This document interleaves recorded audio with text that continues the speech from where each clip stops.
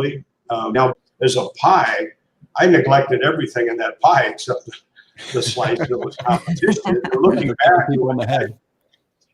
looking back on it, I wish I wouldn't have done that. Because to compete you really don't have time or energy to do anything else. I didn't get to practice a lot of the things skills that my contemporaries do have. And so I got into the tournaments, and when tournaments started, there was safety gear had not been invented. We fought we used to, and what was pretty far into things, we used to fight on the concrete floor at the Met Center in Minneapolis without headgear, and people got hurt. And it was a very rough and tumble time, not unlike football was in the 60s, back if you watch some of that and how brutal that was. And it moved on from there we found that the better we took, goodness gracious, you must have been one of my first students. Right. Wow. But as you run into these people, you find that the stories they tell of how martial arts. Now, that being said, I'd still go back out there and compete. But as we moved away towards self-improvement and child improvement, that's when our schools really started to grow and grow. And it's a lot more satisfying to see somebody grow up to be a fine young man or a fine young lady than it is to polish another trophy. Sure. And Jeff Quirk was a national champion at the biggest tournament in the country. I mean, it isn't like he won't talk about that. So he's pretty modest. So most of our families don't know any of his history. They just think that he's Mr. Quirk that shows up every once in a while and waves and teaches legacy. They don't know what he's accomplished. So maybe you'll brag about him a little bit, Mr. Reid. There you go. Yeah. I fought in that tournament for 20 years. The best I ever got was second place, and he won the thing. So he did better than I ever did. And, so I think he's blushing a little bit. Yeah, a little bit maybe. Well, we have our first question for Mr. Reid. It's from Mrs. Pieper. She's asking, when and how far into your training as a student did you know that martial arts would be your career, Mr. Reid? About 37 seconds into my first class. No, and I'm serious. When I went in there as a white belt, I knew this is what I was going to do for the rest of my life. And I pursued it like that. It grew and it developed and it morphed into so much more. And my father, of course, thought I was insane. Anybody did. And he didn't feel it was insane after we rented the Dane County Coliseum for a black belt test. I brought him to that. That brought him around. But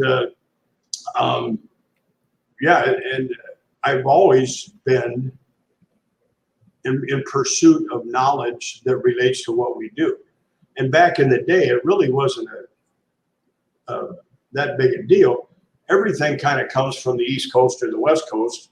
And I would get on a plane and fly one direction or the other, learn a whole bunch of stuff and bring it back to Wisconsin ahead of everybody else. It wasn't that I was that much better. I just went out in search of the knowledge much more. Mm-hmm. So we were always ahead of the curve. And I still like to be that way. I think that's one of the things that stands out for me, Mr. Reid, has always stood out with our system is, I know you talk about the competition and how it was just a small piece of the pie, but it's like we have some really strong roots because of that. And it's like there is a core of strength and toughness in our system because you went out and proved it. I mean, you had to prove it, right? Every weekend or more. But then at the same time, so not only were you fighting, but you had the wherewithal to actually go out and search out other information and bring it back. So maybe you could talk just for a minute or two to the students and families that are watching. What was like the evolution of Karate America? Like, what was it like, and what was kind of the idea behind bringing other things in? That's a fantastic question, Mr. Quirk. Before we get Mr. Reid's answer, I just want to welcome anybody who just joined us.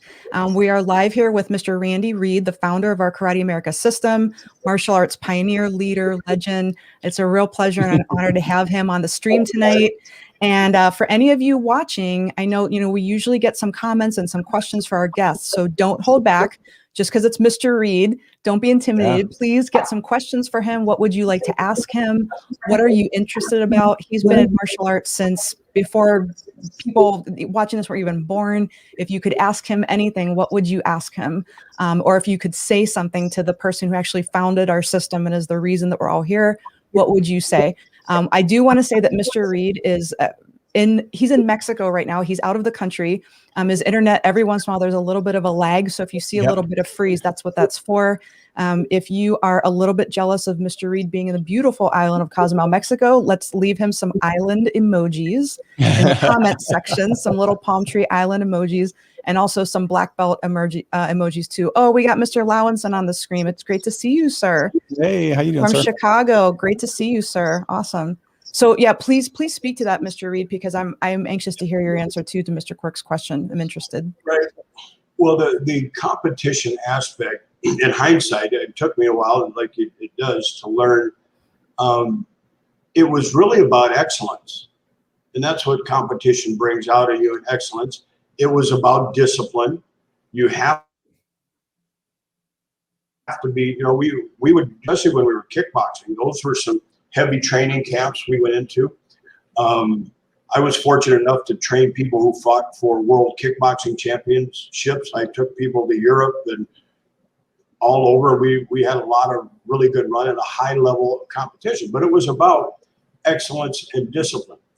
But it wasn't and those were two core things that play very well into what we have become. We've never given up the idea of excellence. We've never given up the idea of discipline. We want to utilize those just in a little better, different way. And so the big life-changing light bulb moment for me was I was at a tournament and I had a small school, maybe 50 or 60 students up in La Crosse, Wisconsin at the time. And I lived in the basement. And we went to a tournament. I had 4 guys, 4 of my competitors in the like blue belt division type thing. A lot of young men back then. And there were 60 people in the division. It was a huge division. And Mr. Worley, who became incredibly important in my life, he had, I think, 35 of the 60 were his students. So they fight it down to the last 8. And I've still got my 4 guys, and he has 4 guys left. So we win 3 out of the 4 matches. And so I casually mentioned to him in my bragging way, which I've been known to do, I said, man, I only had 4 guys, and we still won 3 out of them. And he said, yeah, but I got 35 guys paying me. And I went, oh, yeah. Then I got my car and went back and lived in the basement of my karate school. And I thought, and he mentioned, he said, look, you're a really good fighting coach. You understand fighting. You don't really necessarily know how to teach somebody to fight who doesn't have a fighting aptitude. And he was right. And I thought, wow, it's not very hard to teach a pit bull to bite people. And so I started, I went back and I remember walking around for a week going, man, I'm looking at this thing all wrong, because it was last man standing every time we had sparring. And it was really rough and tough stuff. And so that's kind of from that day forward. All right, who am I helping by teaching people who want to fight how to fight well? What am I really improving? And that's where the genesis started, and we've been going, and it's becoming, honestly, you guys have taken it to a very high level. You had the influences of Mr. Rudy Mick and the things you guys done with your school. Back in the day, I wouldn't have, if you'd have told me you guys were going to have a school like you, I'd have said, there's no way that anybody will ever have a school like that. And so I'm very impressed with what you've done, and I'm very impressed with your delivery system of the Karate America attitude and goals that we have for our students now. You guys are doing an extremely good job with that. Thank you, I sir. love what you said there, Mr. Reid. If I could just jump in really quick. What I love about the whole fighting story and the whole change story it seems to me like there are martial artists out there that's really what they care about, right? Having the toughest person in the ring. And it's like, there's something that's very egotistical, right? Because in the end, it's kind of about their ego, about their pride. When we let that go, it's like, who are we really helping? How are we changing the world? How are we changing our community? And we have to change in order to do that. So it's just, I've always been impressed with how you've been able to change and see things coming before most people in the industry can. So thank you for that. And it really was. I wanted my students to win, not so much for them. Right. I wanted to walk around telling everybody I'm the greatest instructor on the planet Earth. And anybody that tells you that's not the truth, that is the truth. And unfortunately, that's one of the reasons we got out of karate tournaments, was it became a place for egos and competition only, and it really was so limiting in so many different ways. It's unfortunate, and we've had several talks over the years about how we could maybe revamp that so we could have a different type of competition that's not strictly first, second, third, everybody else go home. So those are questions that we'll work on as time goes on. Yeah. And Mr. Quirk, I know, your experience too. I mean, you've been in martial arts now for 30 years around. And I know that you certainly weren't a martial artist and competing as long ago as Mr. Reid during that time, but you shared with me over the years how things have really changed from when you very first started to take classes and training on the tournament system. So when you look at for both of you, when you look at the evolution of the Karate America system and martial arts, I mean, where we sit today in 2021, both, I guess this question more for you, Mr. Reid, for our Karate America system in Southeast Wisconsin and what we're doing, with Brookfield and Pewaukee and our worldwide team, do you think that it's overall better? Are we evolving in a positive, healthy way that you're pleased with and you're proud of? Have we lost anything along the way that we should try to recapture? I guess it's a question for both of you having so much experience. Well, one of the things I found, if we're just going to talk strictly tournament style martial arts, that type of karate skill is actually kind of detrimental in a self-defense situation. That's it really is. Yeah, and I'm telling you what, it's in a self-defense situation, 100% on reaction or reflexes and muscle memory. That's all you've got. If you don't know how to deliver power, if you don't know how to strike with enough force to defend yourself, if you try to get into a strategic sparring match, you're going to have a problem. And being one of the things we put in, and when I stepped into the kickboxing and the boxing ring with pro boxers and pro kickboxers, there was a level of power there that you didn't see much in the karate tournament, because the idea was to touch and not hurt. Mm-hmm. And you mechanic other ways, so you didn't use much body weight. And then you get in with people who can strike extremely hard. It's a whole different ballgame. And so we've taken that now with the combinations we're doing, with the sparring drills we're doing. Those kind of things are things that build muscle memory with strength and power without people getting hurt. Yes, sir. And if you do, we hope, like we say, we hope people go through life without defending themselves. But if they do, we want it done right. If we're able to deliver power and balance and hit the target that most people can do in a self-defense situation, and you're going to be able to protect yourself. Martial arts it's about self-defense. It's not about winning tournaments. Winning, boy, and back in the day, it was so funny because we said, "Oh, are you fighting in the tournament this weekend?" "Oh, he's a great fighter." And when I got out of there and got in the ring with real fighters, I was like, "Oh, you didn't fight anything. You went out there," and they reminded me of when you were kids and you'd slap fight in the schoolyard. We weren't even doing it that hard, so I thought we were absolute killers because we had a 7-foot trophy. And then when the referee goes away and the rules go away, and and sparring, you're sparring with someone and you're learning distance and timing, and it can be fun. Competition, you agree to compete with someone else in a whatever kind of competition. In a fight, you agree with someone else, you're going to go out and fight. In a self-defense situation, you don't know, there's somebody's 3 people coming through your living room door with a machete.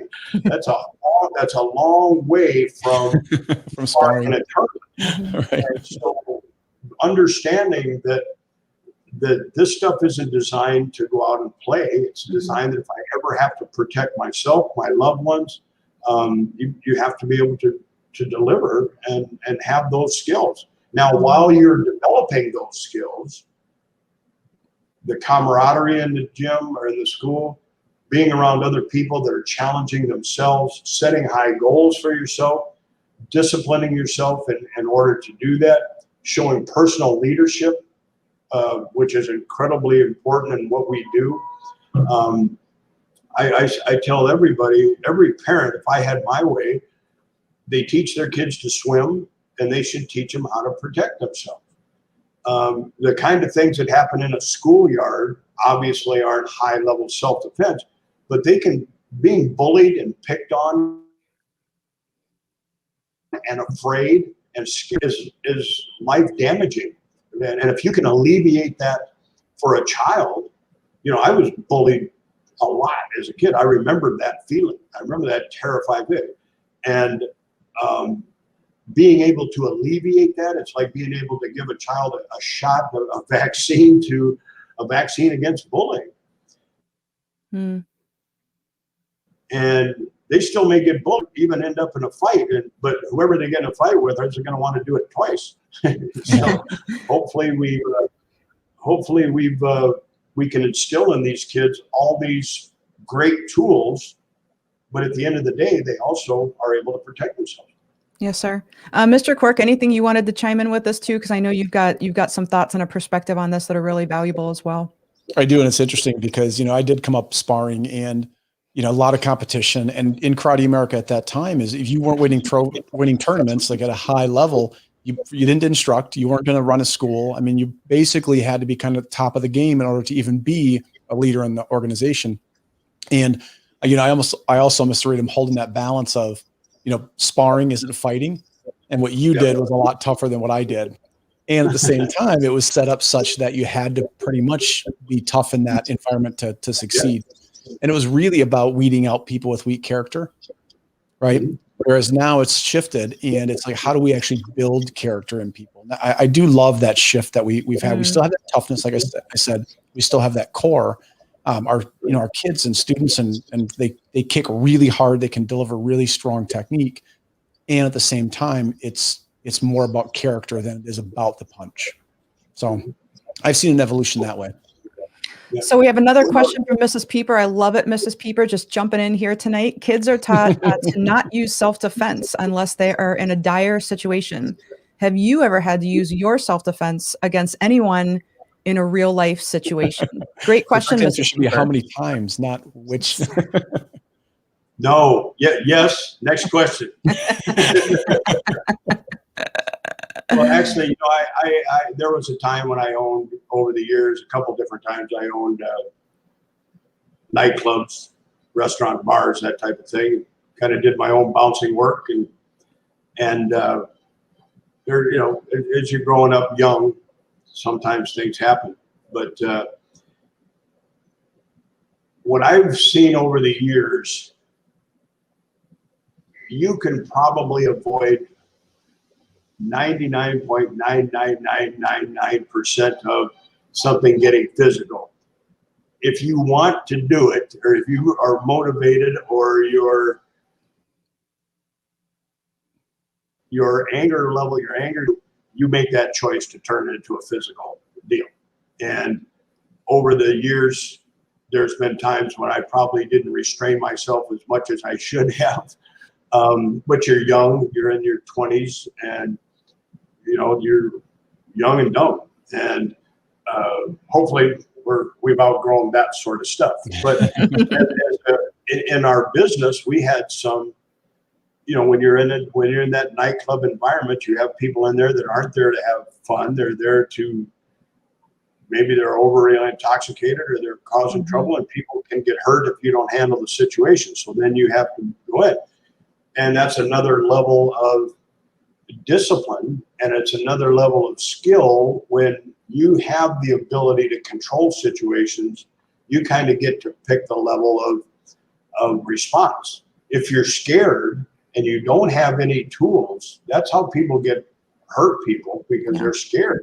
They overreact. And I observed enough over the years that if you have one guy who's agitated and mad and explaining how he's going to beat everybody up, and the person that he's trying to intimidate is extremely calm and relaxed, it's very unnerving for people when someone doesn't get excited and upset at the thought of something turning physical. And it usually deflates or derails the whole physical thing right at that point. Yes, sir. Yeah. So we have a little island emoji here with an umbrella from Mr. Lawinson. Mr. Lanray Lawinson from our friends down in Chang's Martial Arts. If you are watching or listening and you are in Chicagoland, you should be contacting Chang's Martial Arts. They're in my opinion, they're the best martial arts school in Chicagoland. So want to give a shout out to our friends in the KA community down there in Chang's Martial Arts. So thank you, sir, for your island emoji for Mr. Reid. For those of you just tuning in, we were asking for some island emojis for Mr. Reid because I feel really bad for him. We're up here in Wisconsin, just starting to see some robins, and he's in beautiful tropical Cozumel, Mexico, with a Caribbean breeze and turquoise blue water. So send him some island emojis if you feel really bad for him down there in paradise. send him to us. How about that? Seems to help my mustache grow, that's for sure. We have Mr. Thompson saying thanks for the invite. Thanks for being here, sir. It's so great to have you on the live stream. And then from Ms. Wade, now this is one of our KA team members at our KA Worldwide. She's one of our black belts and just an incredible team member. Mr. Reid, do you have any advice for newer martial arts leaders now, today? Great question, Ms. Wade. Yeah, well, first and foremost, I want to congratulate you and commend you for being a leader in martial arts. And it's, as I was alluding to earlier, it's a responsibility, and taking that responsibility seriously. And if you take the time to do it right and do it at a high level, it's extremely rewarding, and it'll be rewarding for the rest of your life. The ripple effect of one thing done right helps a lot of people. So triple, multiply that exponentially, you're having a tremendous effect on people around you, your community, and so on. And sometimes, life, I think it was Muhammad Ali that said, if you're the same person at 50 that you were at 20, you wasted 30 years. And as we grow and learn more, we understand more and more about the value of someone helping someone else and leading them in a way. And the things that I was able to accomplish are from the people who I followed and who the leaders were ahead of me. Mr. John Worley being the most influence for all of us. If it wasn't for him, I wouldn't be here, therefore you wouldn't be, and that's how that ripple effect came. I was talking when Mr. Worley came down to do our test 5 or 6 years ago. What he did right and I did wrong, but he tracked and has a directory of every single black belt that he's ever given out. And he's over 10,000 black belts. Well, wow. I had more schools, and I'm only a few years behind him. So I would imagine we're probably pretty close. So between him and me, there's 20,000 people that have got black belts. Mm-hmm. And that ripple effect goes out. He followed the gentleman that actually started Taekwondo. He's credited with starting Taekwondo in the United States, Grandmaster June Reid. And Grandmaster Reid trained him, and I ended up working with Mr. Worley, who's so kind to take me under his wing, and gave me the tools and the skills, and that's where we grew and came from. So as a leader, if I'm going to tell anybody, keep it up, work hard, and the longer you do it, the more you're going to enjoy it, the more the reward comes. I love that. And piggybacking off what you just said about keep it up, work hard, enjoy the rewards. We have to do a little pause here and a shout out. And it's so great to have you on the stream, Mr. Reid, when we're doing this, because I'm just going to put this up here. We just had Mr. Ryan Hansen awarded he earned his black uniform, which in our system is the highest uniform color an instructor can earn. He's officially the chief instructor at Karate America Brookfield. So it was a really proud time for us. Super proud time for Mr. Hansen. And I know you were instrumental in his journey to be a professional martial artist, Mr. Reid. So that's a feather in your cap as well. And these are just a couple of pictures of him. He used to be a printer man. Now he's a karate man. Yeah, right. I'm very proud of him, and he worked very hard and deserves every bit of it. And you guys, once again, led the way as leaders yourself. You know, when you get towards the top, you drop the ladder down behind you and help the next person up. And you guys are doing that for these guys. Yep. So, and we also had Mr. Plaley there in the white uniform here and his red collar. He's a new lead instructor. So at Legacy Super Session on Friday night, it was just an awesome time for our organization. Mr. Hansen is black uniform, Mr. Plaley as a lead. There we have the team. For any of you that weren't able to join us on Facebook Live for that super session, it was awesome. There's all of our chief instructors, Mr. Quirk and Mr. Plaley. We're going to look back on this and say, hey, remember when you guys all had to wear masks? Right. And this is our instructor team, like our Legacy instructor team. You can talk a little bit more about what we're looking at here, Mr. Quirk, the team picture with all the training instructors lined up, right? Yeah, what we don't see is along the edge, there's probably 30 more people that are in training to become instructors. So what we're looking at here are red braids. So we've got two different levels of the program. We got a leadership program, which is for the kids, and we have legacy, which are for 14 and above. Leadership kids will move into that legacy program. And you'll see in the front of the row, they have thin red braids, which means they've passed the first part of their test to become an instructor. Right behind them kneeling is thin black braids, which means they're able to run full warm-ups in class and take students aside. And then right behind them, you'll see their full red collar, which means they are 14 and above, and they're 100% leading classes. And then right behind that are the chief instructors, which are their job is to train other instructors. That's these guys. Yeah, these guys. Yeah, so awesome. So, when we talk about just how our the martial arts has changed over the years, I look at those people that are in legacy and are training to become instructors. And I certainly wasn't around, but I've heard you speak, Mr. Reid, and I've heard you speak, Mr. Quirk, about how instructors used to be chosen like a long time ago back in the day. And one thing I'm really struck with, I'd love to hear your opinion on this, is, how we choose and train instructors now. I have a story created. It's a little different than it was, 20, 30, 40 years ago. And what do you think about that? I mean, I have a story created that we have more well-rounded instructors now, but I'd love to hear your perspective on that, to either one of you. Go ahead, sir. Go ahead, Mr. Quirk.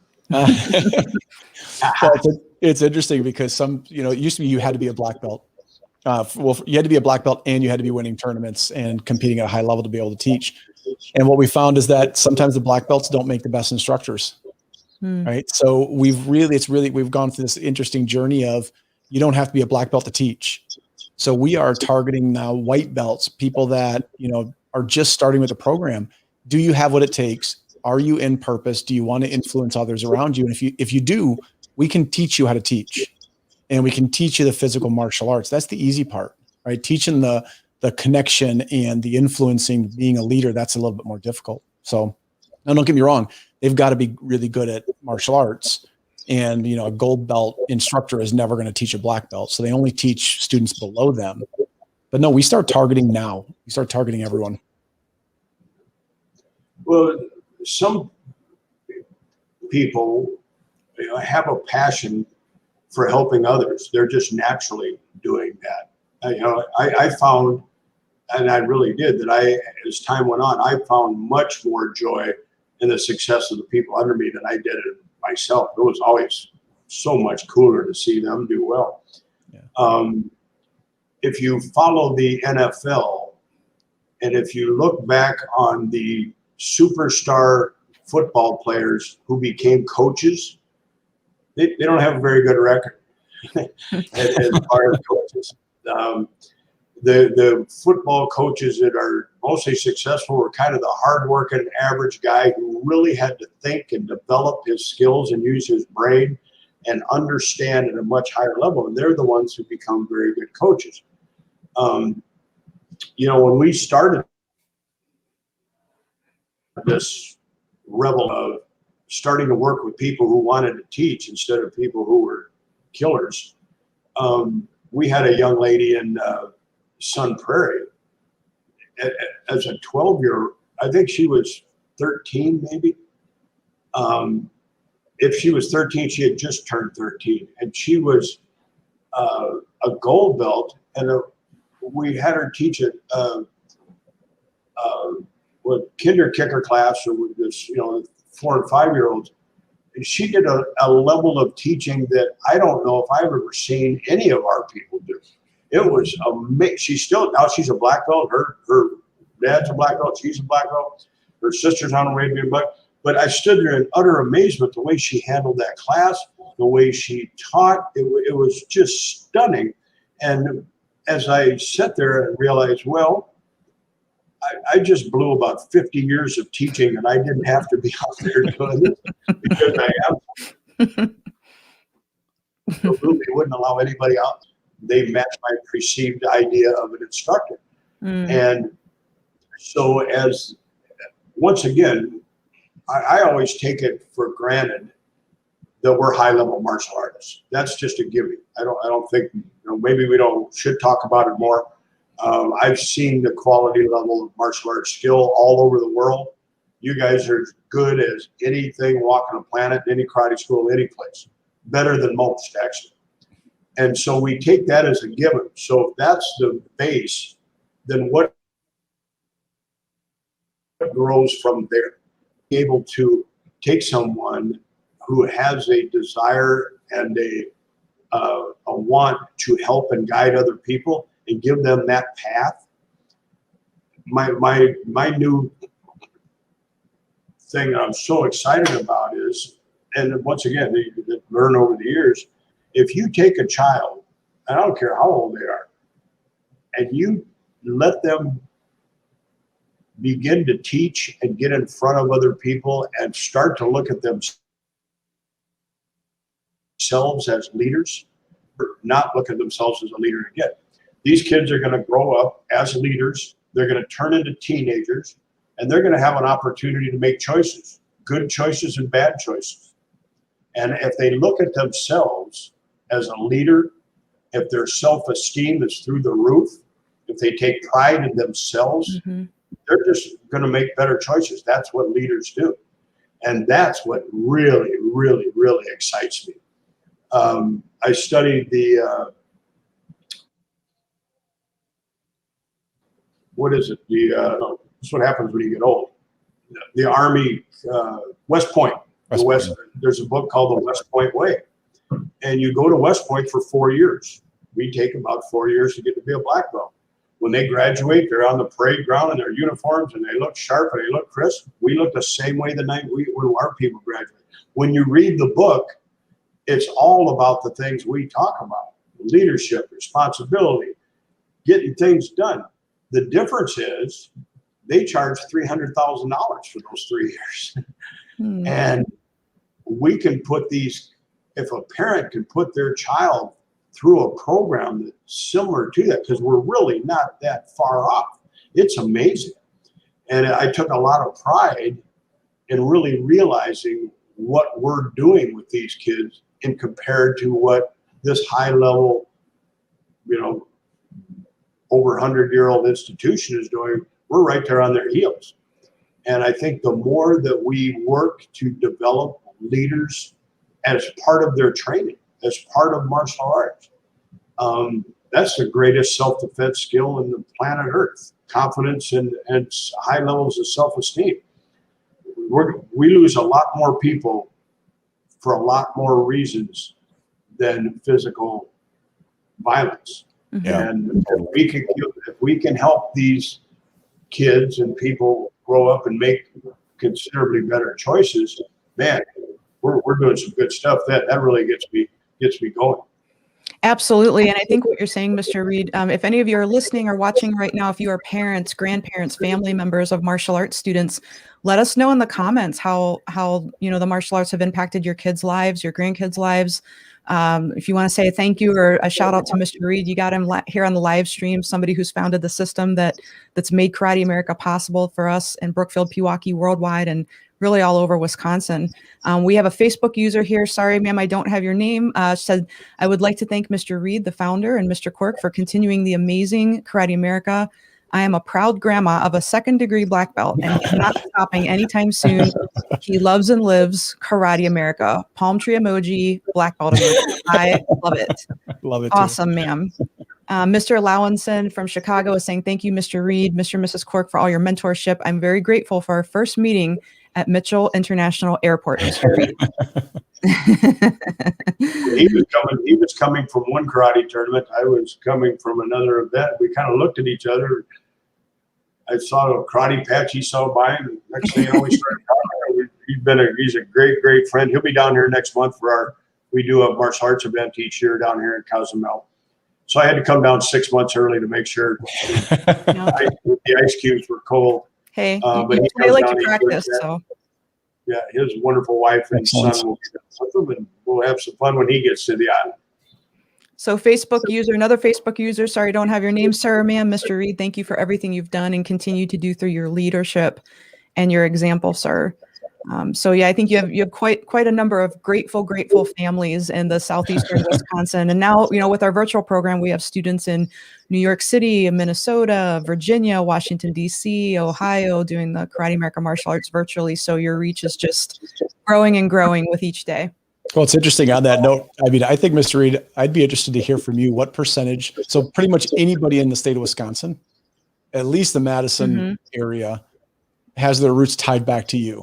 I mean, there's a lot of schools that have different names, and people went on to open different schools, but they all tie back to Karate America, don't they?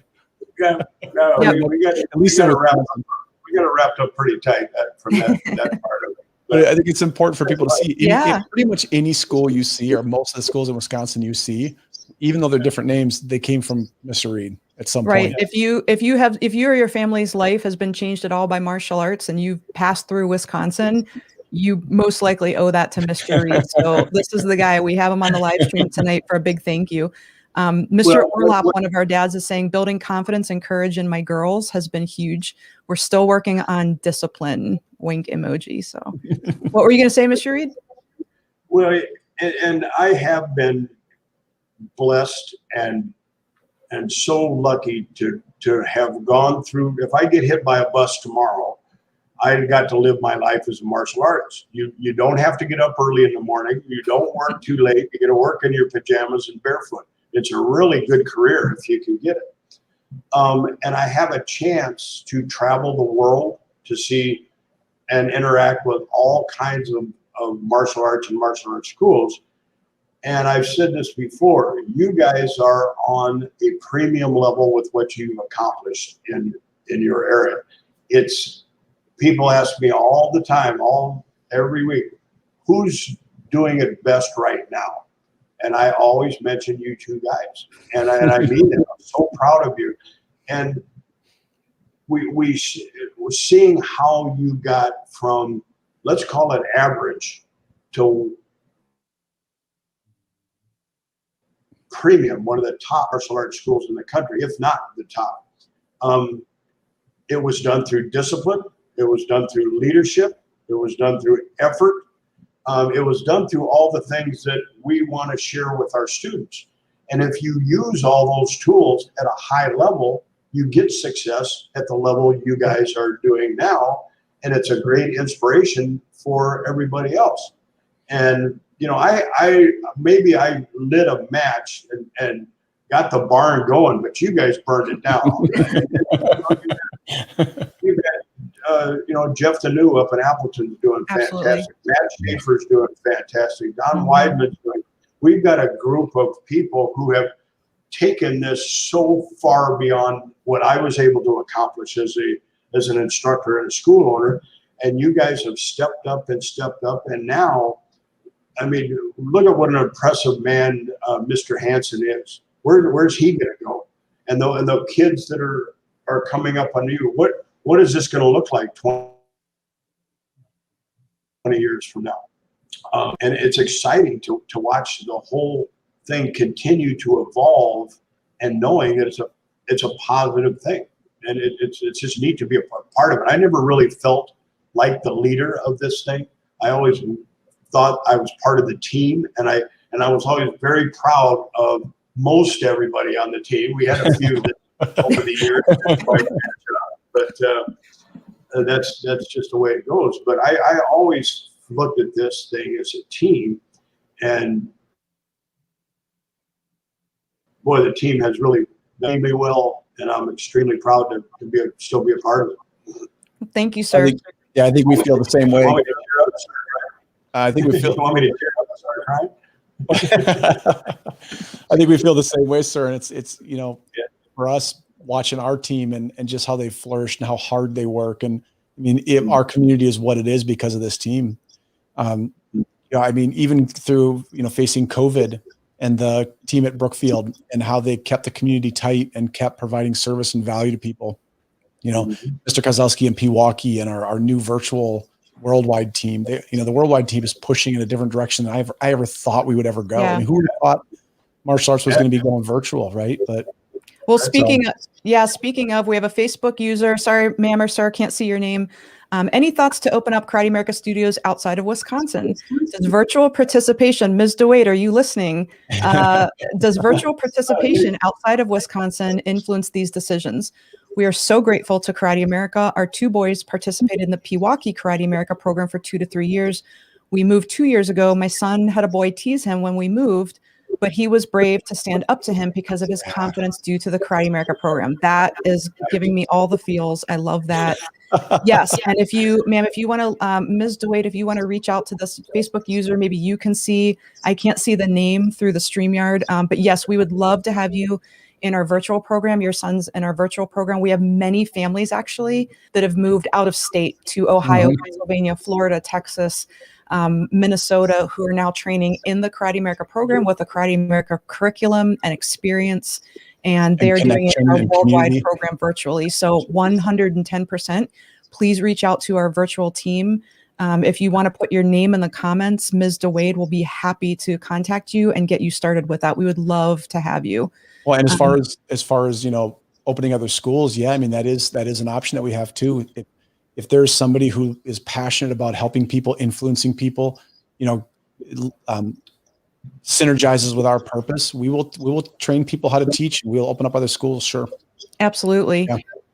Thank you, Mrs. Apt. We're looking forward to I was just talking to Mr. Kozlowski today. We're looking forward to getting you in your uniform and on your training program too. So his face lit up when I mentioned that to him. So, and we have from Ms. DeWade. Oh, she sees your name, Ms. Call. We do actually have an online karate program. You can email us. There's the email address, ma'am.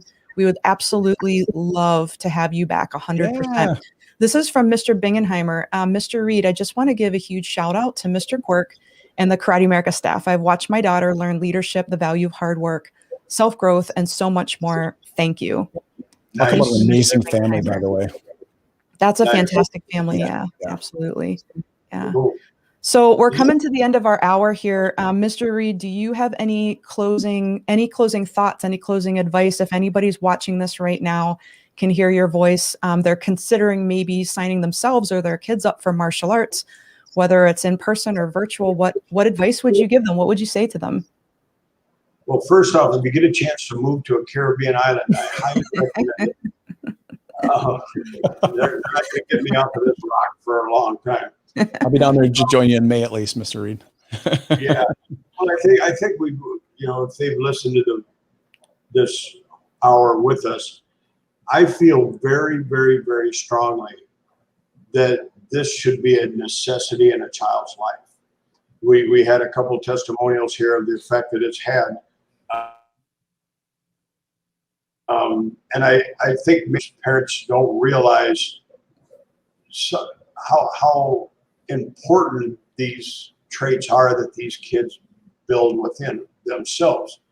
And taking, what is our real goal as a parent is to protect and prepare. That's all. There's only two things you can do: protect them, prepare them, and then they're going to go out there and hopefully live a proper life. One of the ways you can help them protect themselves is to put them into programs and prepare them through. Going through a martial arts program for 4 years to get a black belt, it's a short period of time in the scheme of your life, but it can be life-changing for that whole rest of that life.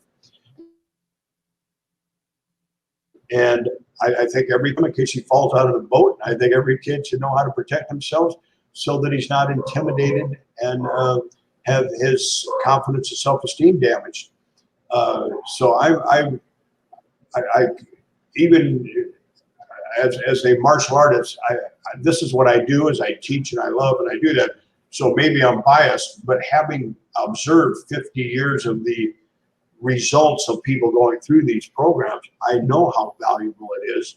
And I think it's extremely important that parents look at the options that can help protect and prepare their kids. In athletics are fine, but your athletic abilities, it peaks at a certain time in your life and it goes down the other side. As Mr. Quirk is finding out now, I found out many years ago too. You don't stay a 20-something athlete forever.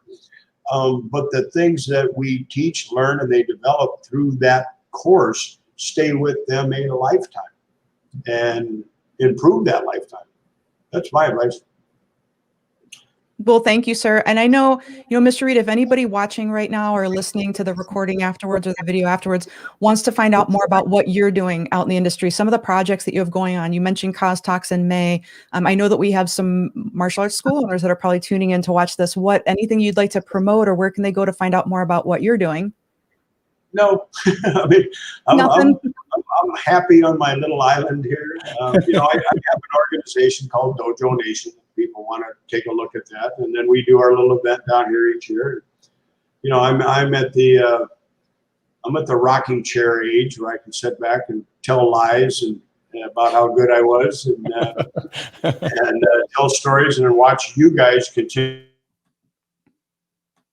on. It's just amazing. And as you said, I mean, who would have thought that maybe the next direction of martial arts is going to be virtual? We can multiply what we're trying to do worldwide. Yep. And man, how many people can you help that? And so I'm enjoying watching your guys' journey now. So, well, thank you, sir. Thank you so much, Mr. Quirk. Do you have any closing remarks for anybody listening and watching before we head out for the night? First of all, thank you to Mr. Reid. Again, yes, I know thank you. Mentioned it a couple of times. We wouldn't be here if it wasn't for you. I mean, even Karate America Brookfield wouldn't be here if it wasn't because of you. You That's right. Helped us and were partnered with us to open that location. So that's right. Thank you for your friendship and your mentorship.